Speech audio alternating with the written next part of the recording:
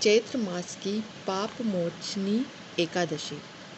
युधिष्ठिर ने पूछा, भगवान, फाल्गुन शुक्ल पक्ष की आमल की एकादशी का महात्म्य मैंने सुना। अब चैत्र कृष्ण पक्ष की एकादशी का क्या नाम है, वह बताने की कृपा कीजिए। भगवान श्री कृष्ण बोले, राजेंद्र सुनो, मैं इस विषय में एक पाप नाशक उपाख्यान सुनाऊंगा, जिसे चक्रवर्ती नरेश मंदाता के पूछने पर महर्षि लोमेश ने कहा था। मंदाता बोले, भगवान, मैं लोगों के हित की इच्छा से यह सुनना चाहता हूँ कि चैत्र मास के शुक्ल पक्ष में किस नाम की एकादशी होती है, उसकी क्या विधि है तथा उससे किस फल की प्राप्ति होती है। कृपया ये सब बात बताइए। लोमश जी ने कहा, नृपश्रेष्ठ, पूर्व काल की बात है। अप्सराओं से सेवित चैत्र रथ नामक वन में, जहाँ गंधर्वों की कन्याएं अपने किन्नरों के साथ बाजे बजाती हुई विहार करती हैं, मंजू घोषा नामक अप्सरा मुनिवर मेधावी को मोहित करने के लिए गई। वे महर्षि उसी वन में रहकर ब्रह्मचर्य का पालन करते थे। मंजू घोषा मुनि के भय से आश्रम से 1 कोस दूर ही ठहर गई।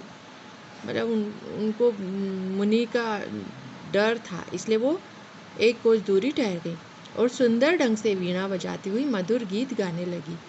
मुनि श्रेष्ठ मेधावी घूमते हुए उधर जा निकले। उस सुंदरी अप्सरा को इस प्रकार गान करते देख सेना सहित कामदेव से परास्त होकर बरबस मोह के वशीभूत हो गए। मुनि की ऐसी अवस्था देख मंजू घोषा उनके समीप आई और वीणा नीचे रखकर उनका आलिंगन करने लगी। मेधावी भी उसके साथ रमण करने लगे। कामवश रमण करते हुए रात और दिन का भी भान न रहा। इस प्रकार मुनि जनोचित सदाचार का लोभ करके अप्सरा के साथ रमण करते हुए उन्हें बहुत दिन व्यतीत हो गए। मंजू घोषा देवलोक में जाने को तैयार हुई। जाते समय उसने मुनि श्रेष्ठ मेधावी से कहा, ब्राह्मण, आप मुझे अपने देश जाने की आज्ञा दीजिए। मेधावी बोले, देवी, जब तक सवेरे की संध्या न हो जाए तब तक मेरे पास ही ठहरो। अप्सरा ने कहा, विप्रवर, अब तक न जाने कितनी संध्या चली गई, मुझ पर कृपा करके बीते हुए समय का विचार तो कीजिए।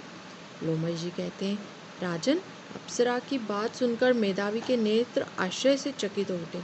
उस समय उन्होंने बीते हुए समय का हिसाब लगाया तो मालूम हुआ कि उसके साथ रहते 57 वर्ष हो गए हैं। उसे अपनी तपस्या का विनाश करने वाली जानकर मुनि को उस पर बड़ा क्रोध हुआ। उन्होंने शाप देते हुए कहा कि पापिनी, तू पिशाची हो जा। मुनि के शाप से दग्ध होकर वह विनय से नतमस्तक हो बोली, विप्रवर, मेरे शाप का उद्धार कीजिए। 7 वाक्य बोलने या 7 पद साथ साथ चलने मात्र से ही सत्पुरुषों के साथ मैत्री हो जाती है। ब्राह्मण, मैंने तो आपके साथ अनेक वर्ष व्यतीत किए हैं, अतः स्वामिन, आप मुझ पर कृपा कीजिए। मुनि बोले, भद्रे, मेरी बात सुनो, यह शाप से उद्धार करने वाली है। क्या करूँ, तुमने मेरी बहुत बड़ी तपस्या नष्ट कर डाली है। चैत्र कृष्ण पक्ष में जो शुभ एकादशी आती है उसका नाम है पाप मोचनी। वह सब पापों का क्षय करने वाली है। सुंदरी, उसी का व्रत करने पर तुम्हारी पिशाचता दूर होगी। ऐसा कहकर मेधावी अपने पिता मुनीश्वर च्यवन के आश्रम पर गए।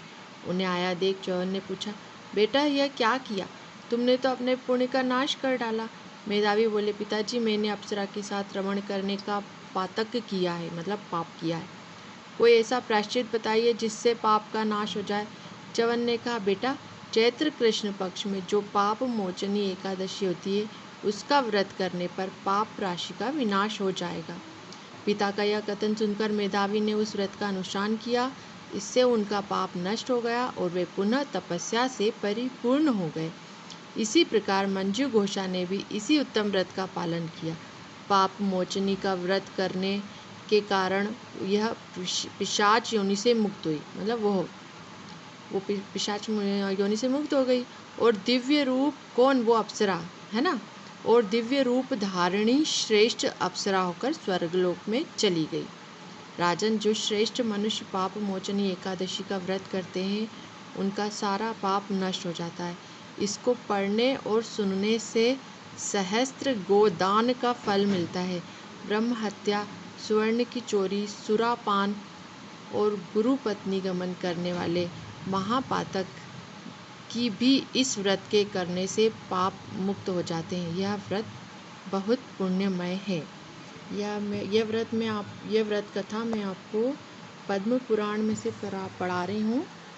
जितना फल आपको सुनने से इसको लगेगा उतना मुझे पढ़ने से भी लगेगा, इसलिए सुनने और पढ़ने दोनों लोगों का, ये कथा सुनने और पढ़ने वाले दोनों व्यक्तियों का भला ही होना है।